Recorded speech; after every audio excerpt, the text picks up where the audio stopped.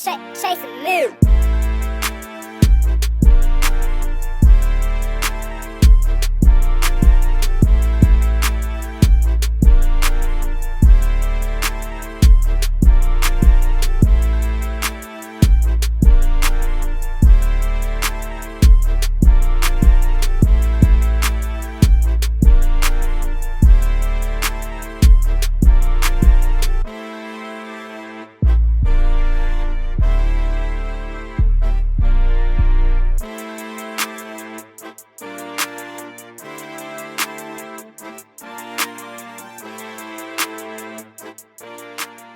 Welcome back to another episode, everybody. What's going on? It is Dunlap, the Connect, and it's your boy Kato the Dime, man. You know what it is. And we're gonna pass it to our dude over here because he's gonna introduce himself, and then we're gonna introduce him even more.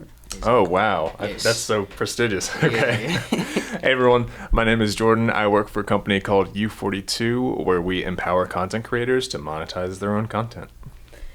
And Jordan is the man that we go to for everything here. If we need somebody to help us understand what's going on, if we need somebody we can trust to just give us an honest opinion, We're going straight to him. we're going to Jordan. Every time. Every time, because here at U42, this man is really committed to actually helping creatives and getting them to the resources that they need to actually make their content real, which is why we asked you to be on the show. Yeah, thanks for having me. Of course. It's been awesome seeing you guys grow, and I'm really excited for this next season. And Yeah. We thank you for letting us get in the studio, letting us do what we do. Oh yeah, absolutely. It's part of the game. It's part of what we do. Yeah, it's actually interesting how I got introduced to U42 now I think about it, because I got introduced to Jordan through the person that brought me to the actual studio and introduced me to that. And I haven't told this story on the podcast before. I was gonna relax. I want to know how, because I definitely wasn't here. Okay, so everyone knows Elise Nicole. Mhm. She is an artist that I work with, and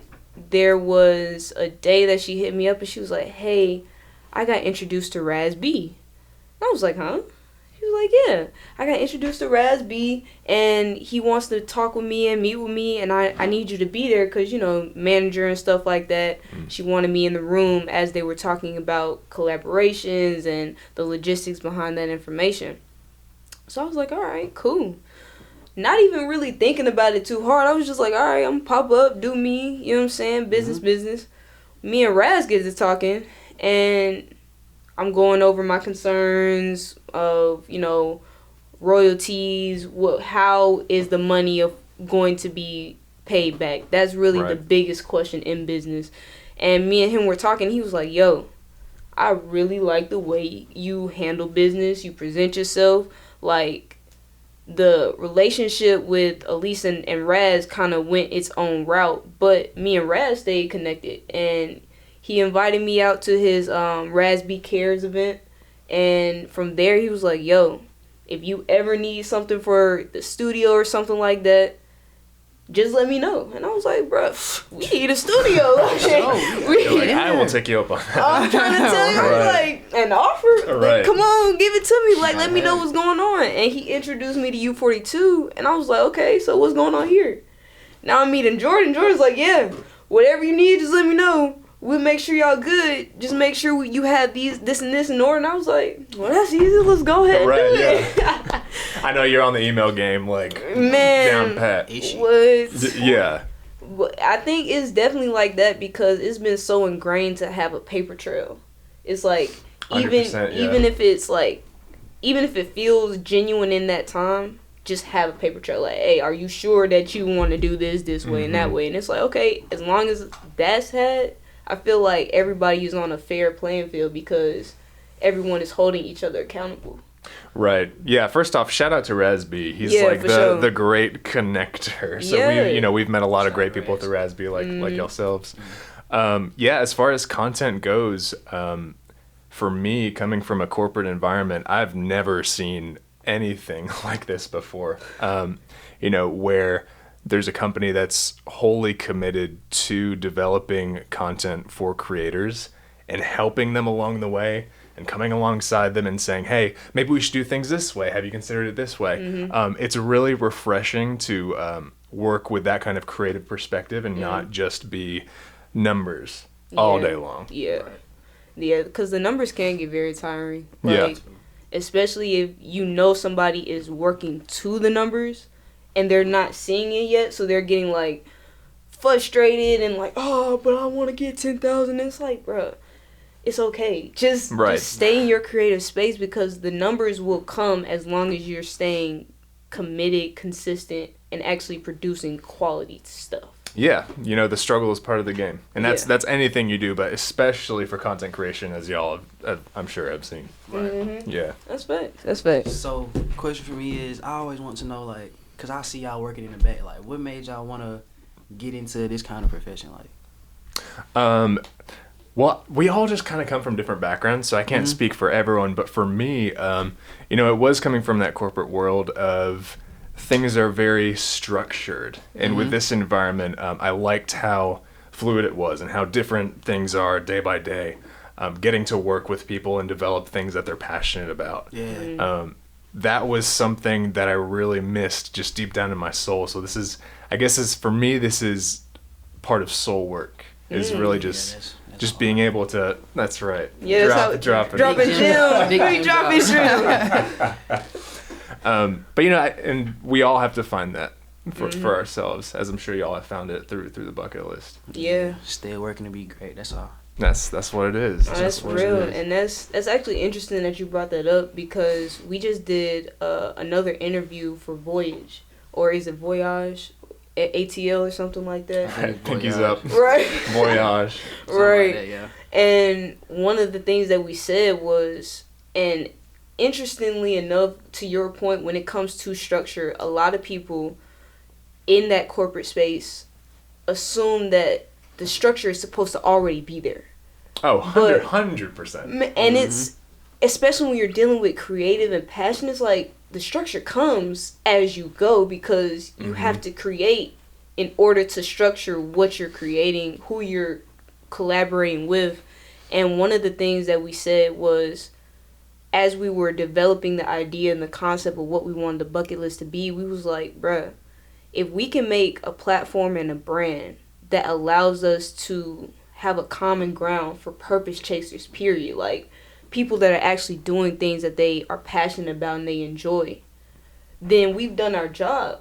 Because we want everybody to be able to say, okay, well, I work independently with this collective, but I want to work with the bucket list because I know that I can also meet other creatives that are just as passionate, just as intentional in what they're doing in this space. So that's amazing that you said that, for real. Yeah, and I think to your point, you know, if you want to get in the game and you want to make some money, create structure for creatives. Do it again. Do it again. Because, you know, creatives are awesome. They bring life and vitality. Sometimes they just need a vehicle to hone that in. Right. So I'm sure, like, from the business structure, y'all see that. Making the structure for those creatives is, you know, it's a way to help them and it's a way to help you. Right. That's right. So can you tell the people what is your role and what do you execute here at U42?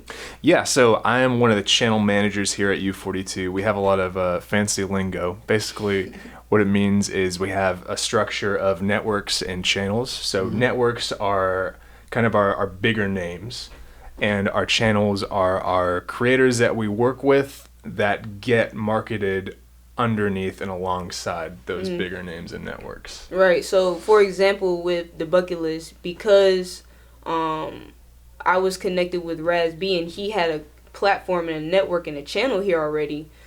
Raz B is the top channel, the top network, and the bucket list falls under in our own channel underneath that network of Raz B. So from that point, you know, if we add somebody or a creative or a game or a gaming content platform, then you all would be added to the bucket list, and that how it continues. Is that correct?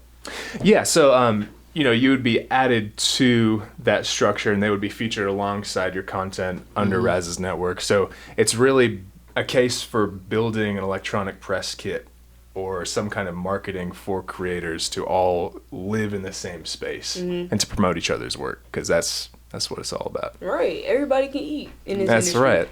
Thanks.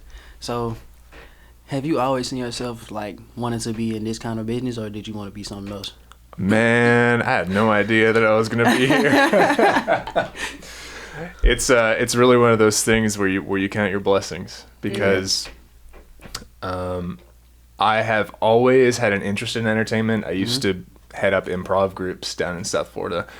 So that was something that I was always really passionate about, but I never expected to find myself in a point where I could mesh that passion with something that would actually be a career. Right. So to be in this space, I'm just like, what is this? This is crazy. Yeah.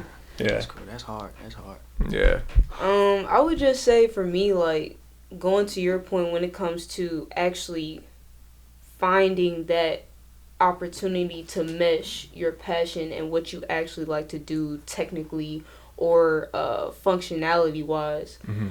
For me, it was definitely an interesting pathway, because at the time I had other opportunities where it was like I could be doing banking, I could be doing and have connections in this industry, that industry, real estate, so forth and so on. But in making the decision of where I am professionally versus what I'm doing here, it's like there's an overlap and an alignment to where it's like they're both media entertainment and they're both things that I actually enjoy, like consulting. So for you, what was that path like to actually make the decision amongst all the opportunities that you had to be like, okay, look, I could be making more money, or I could be doing in this prestigious position or this role, but instead I want to be confident in making the decision to choose that passion and have that alignment of role? Yeah, absolutely. So for me, coming out of the corporate world, I did have a couple of other opportunities to go into marketing, because that is kind of what I was more familiar with. But in examining all that this role would require from me, seeing that it was marketing, seeing that it had to do with fostering creative vision, with interdepartmental communication, which I was kind of already doing in the corporate setting. I think a big factor for me was, is this something that's going to challenge me? But is it something that's going to grow at the same time? Because you can be challenged and still do something that you hate. Boy. And to that point, you might as well take a shot on something that you love. Yeah, that's a good point. There's no need of stressing the whole time. Yeah. Exactly, yeah. And then you end up stressing about stuff that you wouldn't even necessarily care about. It's wild. Yeah. So, I guess to that point, like, what difference did you see in your personal life when you made that decision versus when you were in corporate versus now? I think the biggest thing is owning it. With this, because that structure isn't there, you have to make sure you're on your P's and Q's. You have to rise up to the responsibility of doing it, because if if it doesn't get done, it just doesn't get done. And so it's really all on us, and that pressure has kind of helped me thrive, because I'm the type that kind of thrives under pressure. So it's been a good experience. That's true. I can't say I relate, because I like to be relaxed. I don't like too much stress. Yeah. It give me a headache. I like it's too much going on at one time. Yeah, that's No, I real. feel that. That's definitely real. I will say, like, just knowing how, like you said, if you don't have that initiative or that drive to at least put the responsibility on yourself to say, hey, if this doesn't get done, it just doesn't get done. So how is it being on this U42 team, that dynamic of saying, hey, look, we're all either taking responsibility, or I'll make sure I take responsibility for this? Like, how does that team dynamic work with that type of energy? Really, it's just 100% trust. And it helps that we have such a strong team, because if someone says something's going to get done, like, it gets done. And then we just pass it off to each other.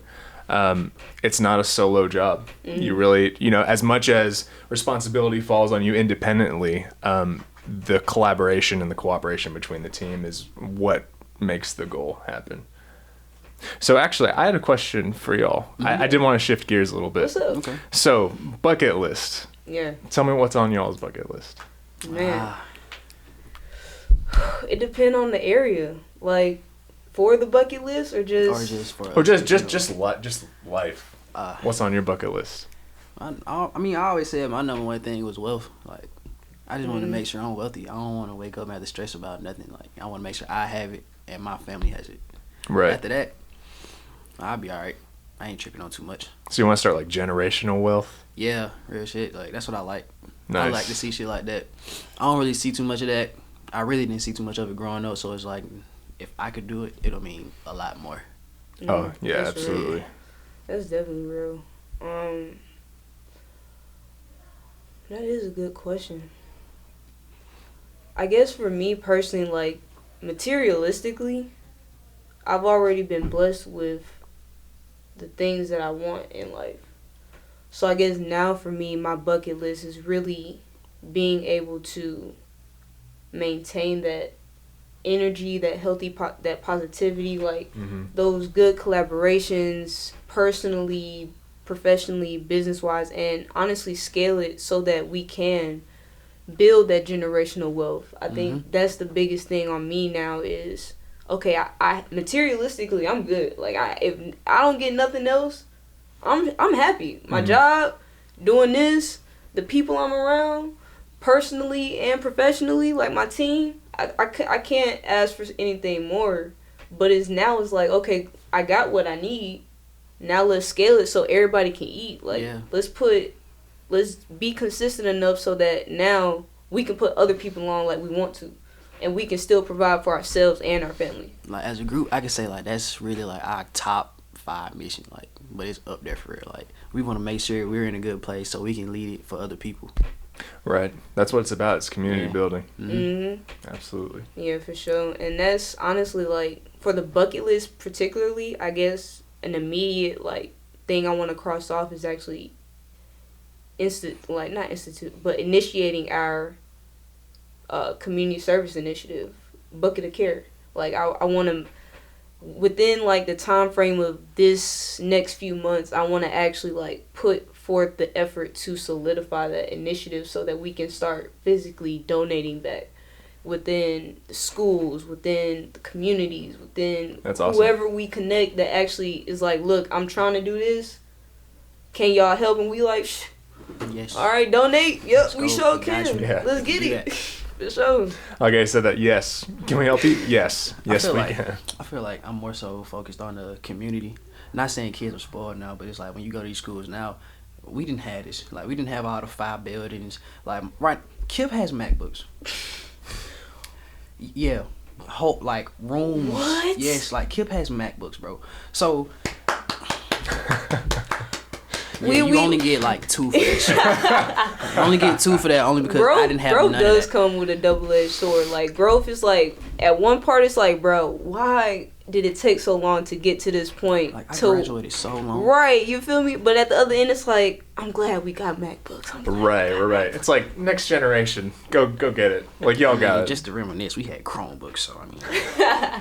Man, we had pencil and paper. That's all we got. I mean, yeah, that too. Majority of that. But when they did give us a laptop, it was a Chromebook. Wi-Fi didn't work, or the screen would be busted. Like, it was just a lose situation. But now they got MacBooks, so I guess I appreciate it. Damn, I'm feeling old right now. Yeah, that too. That too, for sure. And then the next generation is gonna have the Neuralinks, and they're just gonna be able to look at each other. Man, what, they gonna have the glasses, the holograms and stuff. We're gonna be like. And we had pen and paper. Right.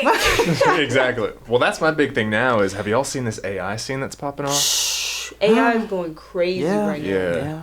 And it's like, I'm slick, with anything new, I'm slick hesitant because I can understand, like, how the baby boomers felt when all this new technology was coming. It was like, bruh, it's so much information that is given to the system. Mm-hmm. Right. You have to literally sit down and be like, okay, am I really going to give you my facial recognition and that information to make this file creative that could go stupid on all my stuff if I upload it? Like, I saw people doing cover arts with it. Like, oh, yeah, art game all across the board. Man, what?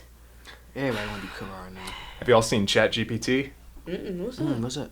So ChatGPT, I've been telling everyone. I know there's someone out there sitting that's sighing because I've been telling everyone. It's a program that writes text for you.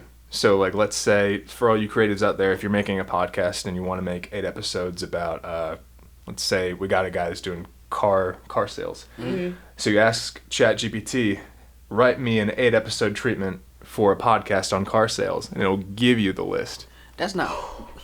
Okay, I'll take a step further. What? This thing, when it was released, was so powerful that someone asked it for the top 8 banks with web securities. It gave him the list of the banks, and then he said, write the code to hack the banks, and it gave it to him. Ooh. And at that point, they were like, "Nah, we gotta pull on this." Like, yeah, that's too much. Right, bro. But that's tech though, and that's tech. I be seeing why like Congress be so stressed out because again, these are like old folks trying to write laws and stuff for all this new technology. And it's like the tech is writing it for you. Right. And like Literally. look at like Bitcoin and all the Yeah. I mean, well, Bitcoin was the OG, but you know, all the avenues that was used for, and then people are trying to create these laws because we have these drug trades and all this other stuff that's going on. Yeah. It's wild. Yeah. It's a wild scene. And what I can say, like, when it comes to that type of innovation, because I'm gonna tell y'all right now, the people that actually started U42, they were already in the tech space. We were, yeah. So they were creating apps and stuff like that. And what I can say about being here, that conversation is always fluid. Mm-hmm. It's always about, okay, what's happening in this industry? What's moving forward? And when you're around that type of innovation, it's refreshing because you always have those people that are pushing you to grow. Right. And I'm glad, like, you started that conversation because a lot of people don't know about this stuff. Absolutely. Well, especially with the speed that it's growing, it's almost like, how can you know about all this Yeah. You find out about new shit damn near every day. stuff? Literally every day. That shit's crazy. And if you're not in that actively seeking or naturally around those people that are already within that space and talking about it, it's so hard to catch up until it becomes public and until it becomes a trend. Right. So it's so many things that y'all can gain from being here. I just, U42, that's the episode. Like, come on. How this shit work. Like, this is my job too. So it's like when I walk in here, I just feel so relief. Like, I like my job. Yeah, we love having you guys. Yeah, we like being here. I'm gonna give one more tip too. So there's another AI like built-in program. It's called Descript. It's online, and this one is kind of crazy because if you're doing video work, it'll automatically create the subtitles for you, which that's been around for a little bit. But if you edit the subtitle, it'll actually change the audio that you hear in matching your voice. What? So let's say when you're doing the take, and you said we're live in California, you're actually in Oklahoma. You go back, you change the text, and it changes your voice. They is up in the scope. It's like, Oh, John. this is crazy. Yeah, and listen, these next 2-3 years, it's gonna go insane. Yeah. They say our technology capacity doubles every 2 years. Yeah. Doubles. I mean, I feel like Tesla was like a starter kit. Like, that's just straight electronics. So I feel like that was a starter kit. So the fact that you telling me about all this now, it's a lot. Yeah, It's it is wild. when it's go. Cause even going to that point, like Elon, he released not the patent, but I don't know if he completely released it, but he let the designs loose for the electrical car. He was like, anybody that wants to create an electrical car and feels like they can do it better, here's how we started. Go ahead and do it. Yeah, well, that's what's wild too. Is so ChatGPT is, I believe, is by OpenAI, which is Elon's company. But anyway, so they had to scale it down because it was too powerful. But the next iteration that comes, when it's free game and anyone can use it and there's no stopping it, man, who knows? The creative space is changing, y'all. It's wild. It's insane. And I guess that's why we emphasize like sticking to your genuine self so much, because the tech is gonna be there to give you the edge of, let's say you weren't a naturally creative individual like me. It's no problem for me to have the information or know the next steps, but I'm not necessarily finna sit down in my computer and mess with Photoshop all day. Like, that irritates me. Bro. So if you have that connection with who you truly are and what you truly want to do, the tech will be there. They'll be like, AI, okay, you can't do the Photoshop? I got you. I'll do the Photoshop. I'll make the cover art look fire. I'll make it stand out. Do what you want to do. You just got to be you. That's real. Well, and also think about it this way. Do you want to be well known as a version of yourself that you don't like? Ooh. Oh my God. That's real. The gems. That's real. You gotta be true to yourself, like you said. Facts. 100%. That's facts. So, I don't really know how much time we got, but honestly, I feel as if we're in the last 10 minutes of this episode. Okay. And there is a question that I have always wanted to ask you. Okay. Let's go. And you can consider this the bucket list challenge. Oh, Okay. shoot. So, the question is, okay. Jordan, Bucket list challenge. if somebody were to invite you into the studio, Uh-huh. what would you do? Would you rap on a trap, R&B, or reggae album? Probably reggae. That'd be hard. I did not expect that. I did not expect that. That'd be hard. I ain't gonna lie. You know, everyone's watching this. I They're was like, leaning towards- this white guy's not gonna do reggae. Towards R&B. Yo, I'm telling y'all, Jordan is cool, bro. Jordan is cool. You can bring him to the cookout. Yes. You can bring him Nah, to the for real. cookout, You can for sure. definitely bring him to That's the highest honor that I've received here in this building. Thank you very much. Wait, before we end right quick, I just wanted to say, like, Elon out here handing out sauce like that for real? Sauce for real. Call me. Like, help me. I'm trying to tell you, man. One day, bro, we gonna be walking in Hollywood somewhere, and we gonna run into this man, and we gonna be like, "Look, Elon, Sauce me up. sauce I'm getting all straight of to us the point, up like, sauce me because up. Right. you need to either sponsor, do something, Help. right? Come on, get into the community. Like that's what I need him to do We need to have some kind of special Elon antenna that we can dial in and just broadcast it out. Right. for sure. I feel like he'll be down too. Like I feel like this man is literally probably chilling in his house, smoking a blunt, and just watching Twitter just go. Yeah. Oh yeah, I mean he has screw you money for sure. Yeah. He can do whatever he wants. Yeah. Definitely. For sure. All right. So, any question or dare that you want our good man Jordan to do? Nah. He hit us with our question, so I'm gonna hit him with it. So, what's on your bucket list? On my bucket list, thinking long term. Well, actually, right now I'm looking into buying a house. So I guess I mean I know that's kind of like different than what we talked about. That's an but achievement. Yeah, trying to learn that game and how mortgages work and all that. So that's cool. But I guess more of the like soul bucket list is just finding. It's like the eternal struggle of all mankind is just finding your place in the community and how to foster that. That's what's on my bucket list, really. That's For cool. sure. That's cool. Yeah. Any last things you want the people to know about U42? No, I think we pretty much covered it. Just if you're a creator and you are looking to monetize your content and you're looking for someone to empower you and work alongside you, for you to put in that work, then you can hit me up on Instagram, U42Jordan, or you can send me an email, jglin@u42.com, jglin@u42.com. Alright, and y'all can find all the information in the description below. My name is Dunlap the Connect. It's your boy Kato the Don, straight out the folk. And your boy Jordan. Peace. See ya.